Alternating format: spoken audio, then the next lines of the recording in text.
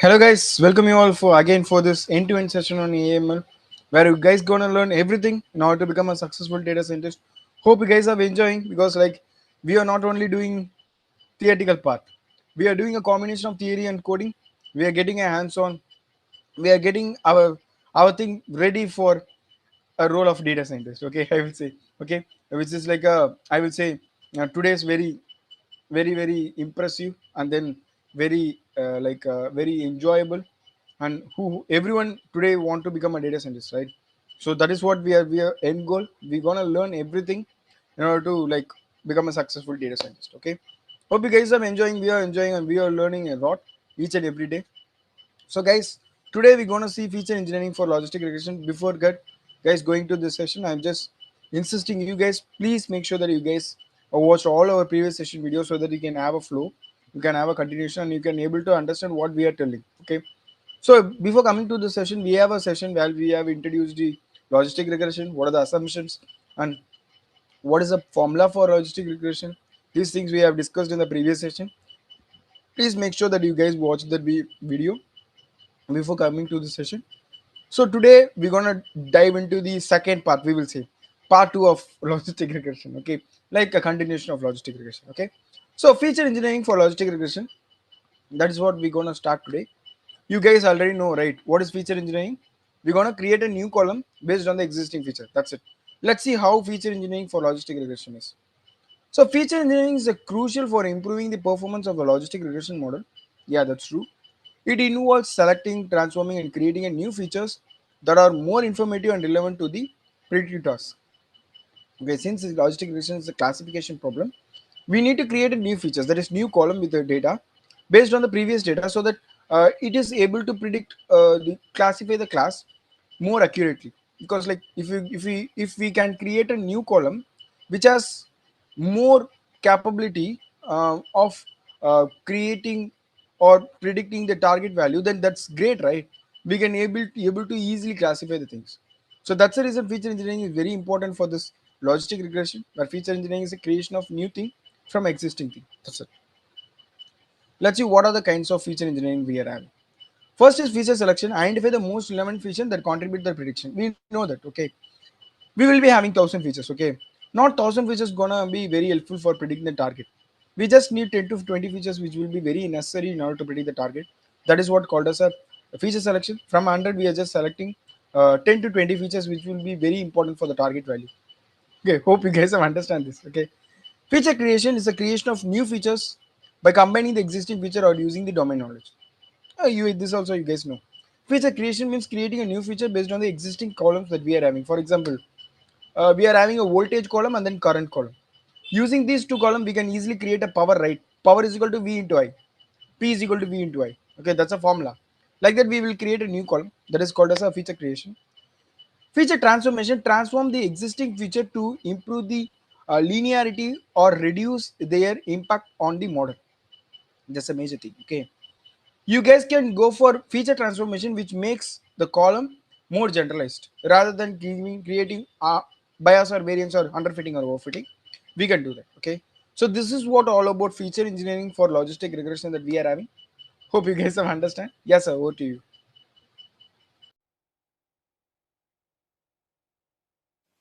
Yes, so feature engineering is engineering with features for logistic regression. Okay, so how it is done? Feature engineering is a crucial and it is for improving the performance of logistic regression model. That is the only significance characteristics of a feature engineering for logistic regression, because we're specifically talking about logistic regression. So it improves the performance for logistic regression model. It involves selecting, transforming, and creating new features that are more informative and related to the prediction task. What is the objective function, guys? We are always, we need to have focus on objective function. What is that we want to achieve with any model, right? When we are creating, what problem we are solving, that consciousness should be in each and every element from that data collection, from the right source, defining your problem statement, collection data, everything. You need to be always conscious about what are you going to achieve and how you will achieve using different tools, models, functions, techniques. Okay.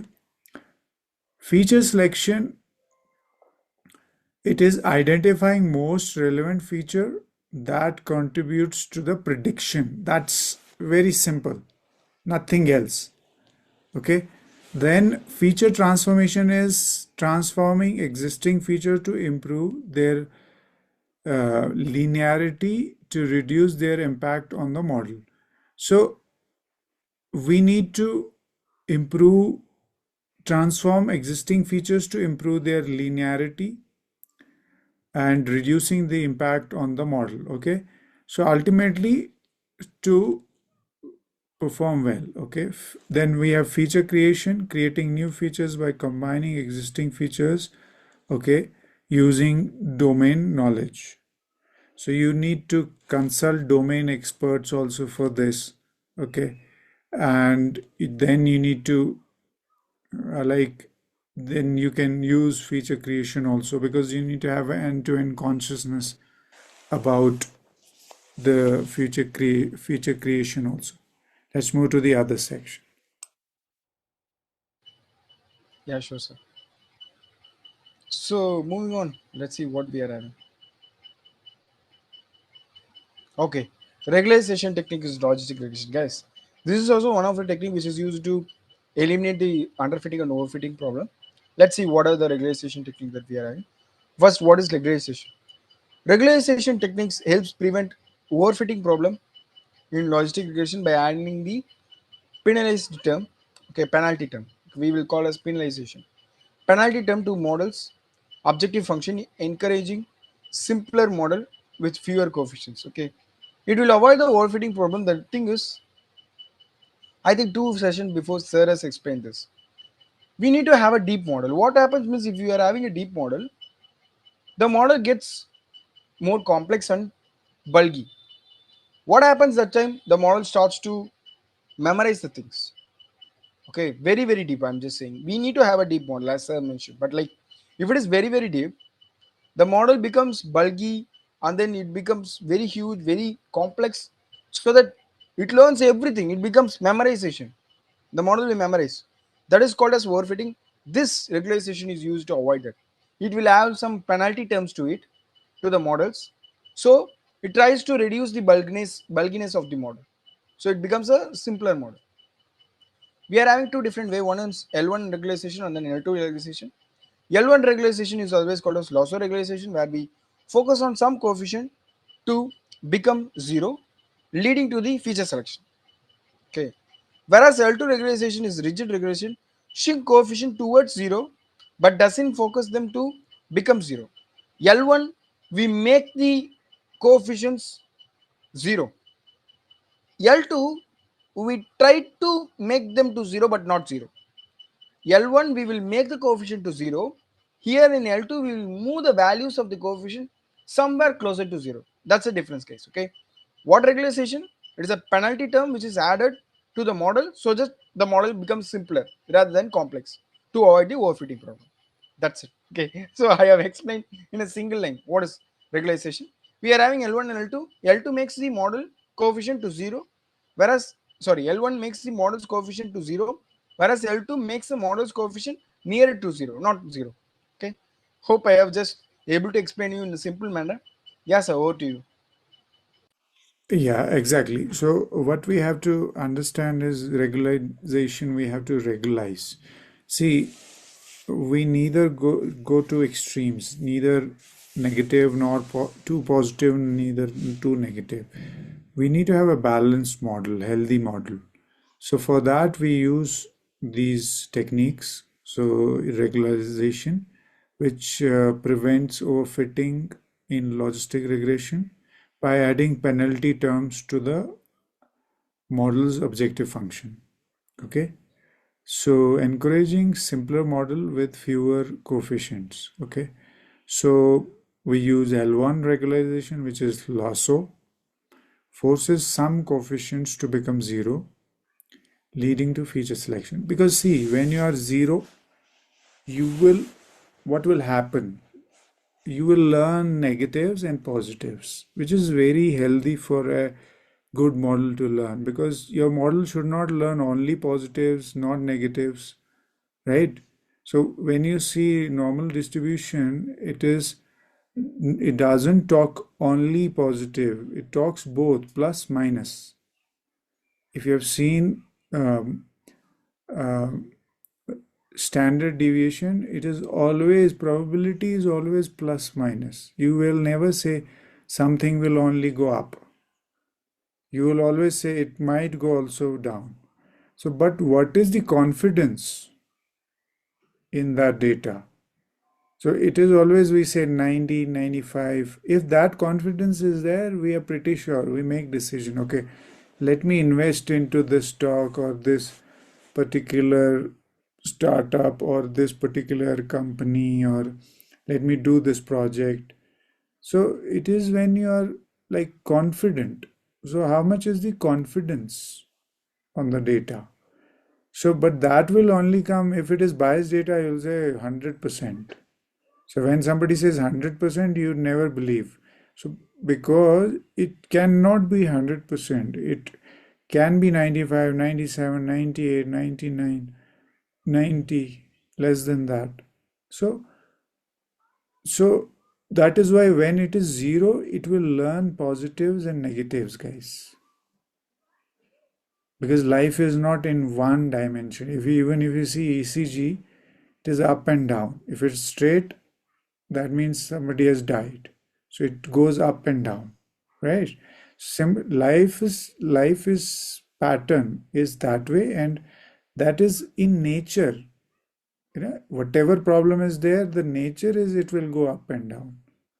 Okay, so positive, negative, 0 or 1 in machines. Once we have supercomputers, we'll have different insights on superposition. But um, the main thing is that is very important. Then we have L2 regularization, which is rigid. Okay, and rigid is where shrinks the coefficient towards zero but doesn't force them to become zero. So, and it will happen both sides of your normal distribution, guys. So it will force it, but it will not become. So it will, let's say it will be nearer to the zero. Okay, and it's like I'll give you example, like um, something pushes you towards, like, have you seen magnets north and south? You take them together, so you will see, if you combine, you bring towards like positive, it will come closer but it will pull it out. So that kind of behavior will happen with regularization, like when it is coming towards, and but it is not becoming zero. That's a very different kind of behavior with L2. Rigid, it is rigid. Okay, it is not mixing into it, but it is rigid. That's why the word they have used rigid. And in lasso it is because it becomes lesser. So word less, lasso, we like, it's like it becomes lesser. Rigid is like it is it will not combine it, but it will come closer to it, to closer to zero. That is why it is very important that we understand why we use L1 regularization or L2 regularization. That is very important.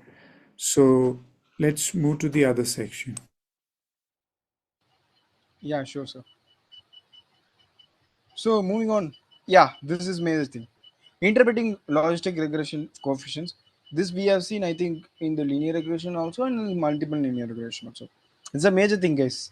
Whenever we are just creating a model, right, we need to understand what the model says. That is what this interpreting logistic regression coefficients.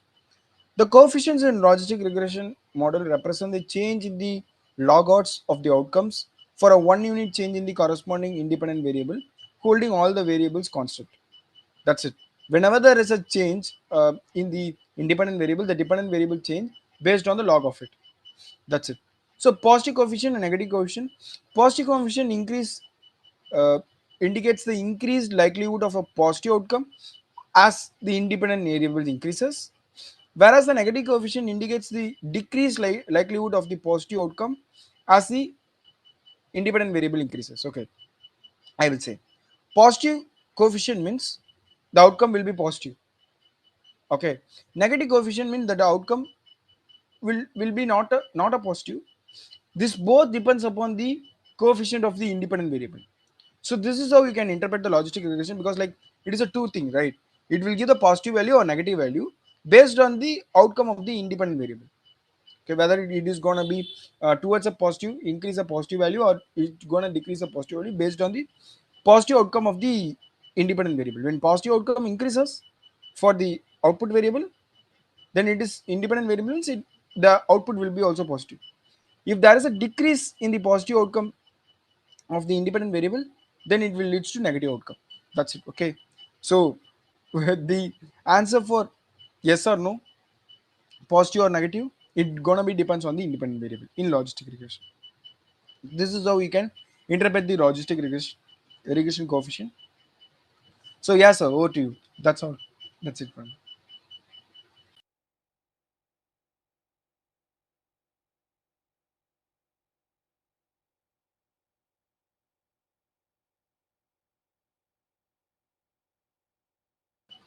That is what all about this interpreting this logistic regression, guys. A simple thing, right? So like I will just come again, because like you guys need to have a perfect understanding of this logistic regression. Okay, so how to interpret means it's a simple, right? I'm just saying it's a positive coefficient or or a negative coefficient. This is how it will be interpreted. I will say positive means it's gonna be very easier, like it will increase in the likelihood of positive outcome if there is an increase in the independent variable value. If there is an increase in the independent value and your positive outcome it decreases, then it is called as negative coefficient. That's it.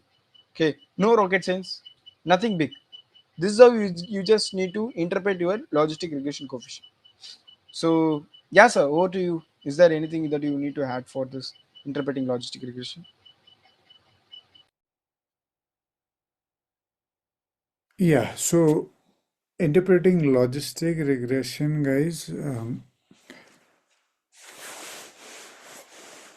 the coefficients. So coefficients, see in coefficients, actually, if you see, it is a mathematical, there would be an equation. So we are understanding the mathematical equation, the behavior of it, what it will do, okay. So that will be in the function and that will happen in the black box. The math, like we've seen the logistic regression formula. So here, that is why theory is so crucial. It is more important than application, because if you don't understand it properly, you will not be able to apply and you will not know why, what, and how. So coefficient in logistic regression model represents the change in the log odds. That is very important aspect. And that represents the change in the log odds of the outcome for 1 unit changes in the corresponding independent variable, holding all other variables constant. 1 unit changes in corresponding and others holding all other variables constant. So it's like holding others in a constant way and one changes in that. So that is what is the interpreting when you interpret logistic regression coefficient, that is how it functions, that it would be the behavior. Okay, so what, there are two coefficients, like we'll have positive coefficient, so indicates the increased likelihood of the positive outcome as the independent variable increases. So as the independent variable increases, the likelihood of positive outcome like indicates the increase of likelihood will increase of the positive outcome as the independent variable increases, and it would be vice versa for negative, indicates the decrease of likelihood of positive outcome as the independent variable increases. Okay, so the here what will happen, that it will decrease the likelihood as the independent variable increases. So this is how it will kind of uh, balance the positive and negative, guys. And that's why I said when in the previous session that lasso will make it zero, but rigid will make from both sides towards zero, not exactly zero.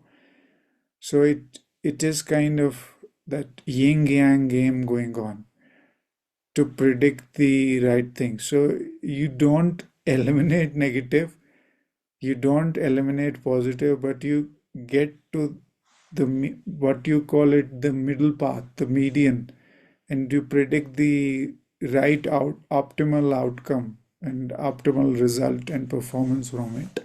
And that's why it's a game of negatives and positives, independent and independent variables. So so and this will game will go on in machine learning till it learns. Okay. So in life also you can see electricity, not only positive will lit the bulb or not positive. So both are very important, positive and negative. You have two lines, right? So you can see a lot of patterns in life also. We have negative people, positive people, negative thoughts, positive thoughts. So it's a yin yang constant game going on in life. So you will see these patterns everywhere, and that's what logistic regression coefficient also represents in data building models. So we need to have these things to balance and have a balanced model to create a balanced model. Okay, let's move to the other section. Yes, sir, sure. So, guys, yeah, finally we are coming to a conclusion. Like, we're gonna see the applications of logistic regression in data science. Hope like it gonna say you what are the applications that we are having. Okay, for logistic regression. Logistic regression has a wide range of application in various data science fields, from predicting customer chunks and detecting fraudulent transaction to classifying images and analyzing text. Guys, I will say it is also gonna have n number of domains application. Okay, let's see some of them. Customer churn prediction: identify customer who are likely to discontinue their service. Okay, whenever we are just having a service, we based on their features, based on their existing features, we can identify whether they're gonna continue the service or not. Fraud detection: detecting fraudulent transaction by analyzing patterns in the historical data. Yeah, if there is some patterns is following, every day we are just taking 100 rupees, one day we are just taking the 10,000 rupees, then there is a pattern change, right? That is how we can go for a fraud detection. Image identification or classification: image classification is classify images based on their context or content, such as identifying different types of objects or sceneries. Consider we are having cat and dog, right? So dog will be very plain, where cat will be having some strips. These are some of the features which will uh, able to classify two things. Okay, that is what image classification. Then we are having text analysis. It will analyze the text to understand the sentiment, topics, and other insight. This is a major thing, guys. Based on the text, I'm just saying a statement. Wow, it looks amazing. What kind of statement it is? It is a surprise statement, right? How you can under able to find it? Wow, that was a surprise word. This kind of analysis can be done by using this text analysis, which is under the part of logistic regression. Guys, again I'm mentioning this four is not only the application of, is a not only one, only four applications we are having for logistic regression. There is n number of applications available. Since the slide that is able to accommodate all the applications, I'm just listing it out. Only four applications that are very important. I will not say important, more priority for this logistic regression. Okay. Yeah, guys, that's it. Yes, sir, over to you. Yeah, so application for logistic regression in data science or AIML. So it is logistic regression has wide range in application, various data science fields like predicting customer chunks or detecting fraud transactions. You can use it in finance. Okay, you can use it into different in finance, different sectors. In classifying images, you can use it for deep learning. Okay, you can use it for text NLP and different like customer chunks predicting, identifying customers who are likely to discontinue their service. So you predict that and you proactively innovate as what they want. So you can keep your services continuing. You need to understand fraudulent detection. You can use it for transaction analyzing patterns and historical data are different ways you can use it in finance. And image classification, you can use it identifying different types of objects and scenes, or like you can use it in image classification. Okay, and you can use it for text analysis, sentiment analysis. Okay, you can use it for other insights. You can use it in legal contracts, understanding big heavy contracts. Okay, understanding mutual fund documents like 100 200 pages document. So it will give you a very essence of it. Like you can use it for different purposes, and these are the characteristics of where you can use logistic regression in AIML data science end to end. Let's move to the other section. Yeah, sir, sure. So, guys, this is what all about logistic regression. Hope you guys have understand this. Guys, make sure you have a proper understanding of it. If you guys are stuck anywhere, please ping in the comment section. We will take up and we will solve your doubt. Yeah, guys, this is all about theory of logistic regression. We have just played with the first classification algorithm, that is logistic regression, and we're gonna play with the coding part of logistic regression in the next session.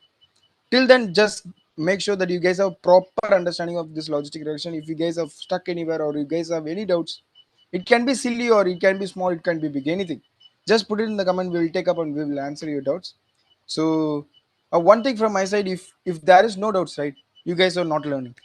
That's the only thing that we got to say. Because like whenever you're learning for the first time, there should be lots of doubts. Okay, then only you can make the things happen and make the things converge from your side. Okay, so yeah, hope you guys have enjoyed this session. We have enjoyed a lot and we are learning a lot. Hope the same thing for you guys.